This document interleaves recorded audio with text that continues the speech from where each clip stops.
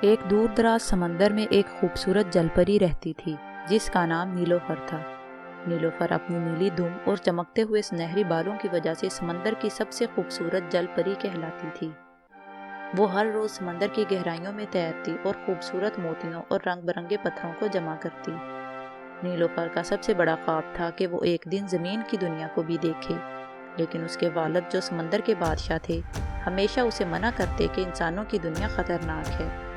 نیلوفر نے کئی بار اپنے والد سے وعدہ کیا کہ وہ احتیاط کرے گی، مگر بادشاہ نے اسے کبھی اجازت نہیں دی۔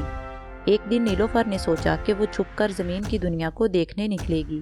وہ سمندر کی سطح پر آئی اور ساحل کے قریب جا پہنچی۔ وہاں اسے ایک نوجوان شہزادہ دکھائی دیا جو سمندر کے کنارے بیٹھا تھا۔ نیلوفر نے پہلی بار کسی انسان کو دیکھا اور اس کی آنکھوں میں چمک آ گئی۔ شہزادہ بھی نیلوفر کی طرف دیکھ کر حیران تھا، کیونکہ وہ اس کی خوبصورتی اور نیلی دم کو دیکھ کر دنگ رہ گیا تھا۔ نیلوفر اور شہزادے کے درمیان دوستی ہو گئی اور نیلوفر اکثر چپکے سے اس سے ملنے آتی۔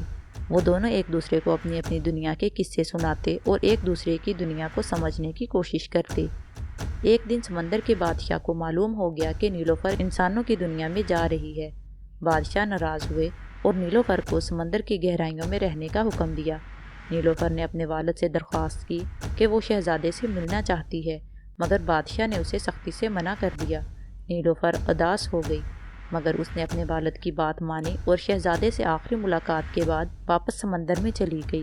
شہزادہ بھی اسے ہمیشہ یاد کرتا رہا اور نیلوفر کی یاد میں سمندر کے کنارے بیٹھ کر اس کی آمد کا انتظار کرتا۔ یوں نیلوفر اور شہزادے کی دوستی کی کہانی ہمیشہ کے لیے سمندر کی لہروں میں گونجتی رہی۔